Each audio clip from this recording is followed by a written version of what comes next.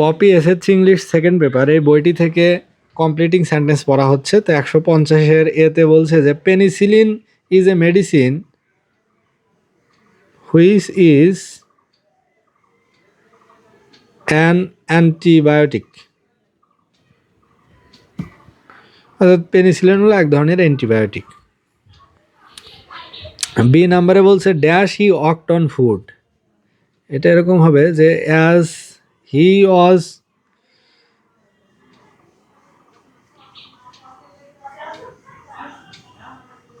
Board of travelling, যেহেতু সে travel করে করে ক্লান্ত হয়ে গেল, হি ওয়াকড অন ফুট, সে বাকিটুকু হেঁটেই গেল। সি নাম্বারে বলছে dash they would have gone to London.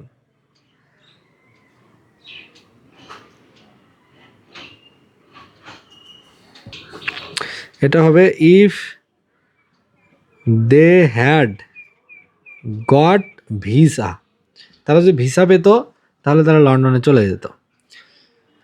D নাম্বারে বলছে অ্যাজ হি টট ইংলিশ, যেহেতু সে ইংলিশ পড়ায়, হি হ্যাড টু পড়াতো, he had to watch movies, তাকে ছবি দেখতে হতো বা ইংরেজি ছবি দেখে ইংরেজি শিখতে হতো।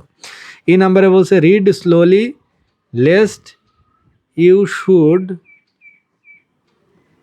Miss the